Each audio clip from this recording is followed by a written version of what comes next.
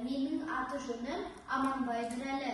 Мен бірінші гимназияның 4-ші А сынып білім алушысы.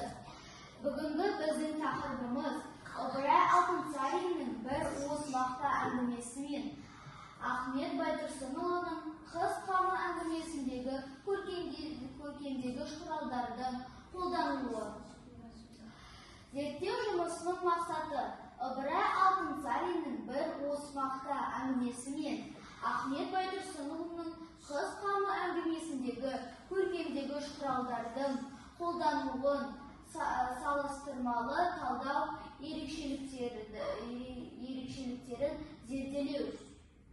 Зерттеу жұмысының міндеттері: бір уыс мақта әңгімесімен «Қыз қамы» әңгімесіндегі көркемдегіш құралдарды анықтау және әңгімелердегі көркемдегіш құралдардың ерекшеліктерін табу. Тақырыптың өзектілігі: әңгіме мазмұнына тәлім-тәрбие алуға болады. Әңгімені оқи отырып, болашақта тұлға болып қалыптасуға болады. Әңгімелер өз кезегінде бала қиялының дамуына, ойының, санының көтерілуіне көмектеседі. Әңгіме баланы ұлттық салт-дәстүрге, ұлттық құндылықтарға бір табан жақындастырады. Әлеуметтік желідегі дүниелерді көру, қызықтау, баланың ой-өрісін тежеуі анық. Көркемдегіш құралдар үшке бөлінеді. Олар метафора, эпитет және персонификация. Әр ақын осы үш құралды өз ерекшелігімен қолданады. Ыбырай Алтынсариннің бір уыс мақта әңгімесі. Мақтаны жел көтеріп ұшырады, қуып барып, күн айналмай манағы айтқан сөз.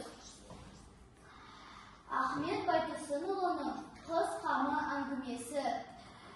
Суықтан шіміркеніп келеді, қыздарды жиып жіберсем. Ыбырай Алтынсарин метафораларды заттың нақтылығын көрсету үшін қолданады. Ал Ахмет Байтұрсынұлы сол метафораларды табиғаттың қаталдығын көрсетеді. Эпитет: кішкентай қыз, жас балапандар, жылы көрпе, бір аяқ құрт май.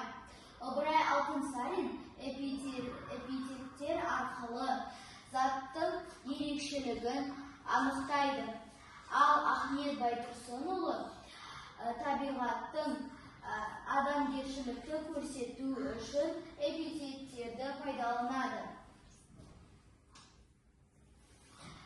Ыбырай Алтынсариннің бір уыс мақта әңгімесімен көркемдегіш құралдар. Персонификация. Мысал: манағы мақтаны жел көтеріп ұшырды. Мәні мен мағынасы. Персонификация арқылы автор мақтаның өмірін, оның эмоцияларын білдірген. Ахмет Байтұрсынұлының «Қыз қамы» әңгімесінен көркемдегіш құралдар. Персонификация. Мысалы, қылышын сүйретіп, қыз келді. Мәні мен мағынасы. Қыздың аяңдап келуін адамның күнделікті өміріне енгізеді. Зерттеу нәтижелері мен көркемдегіш құралдардың әсері. Эмоционалдық әсер.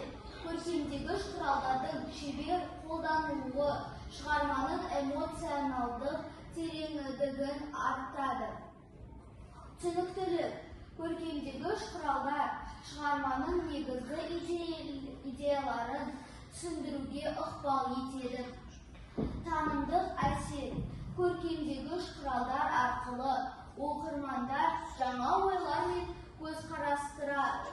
көзқарастарды таниды. Ал салыстырмалы талдау Ыбырай Алтынсарин мен Ахмет Байтұрсынұлының шығармаларының салыстырмалы талдауы олардың көркемдегіш құралдарды идеяларда әр автордың стилінен ерекшеліктерін анықтауға болады. Алдағы зерттеулер әдебиет әлемінде жаңа перспективалар мен қызықты идеяларды ашады. Назарыңыздарға рахмет.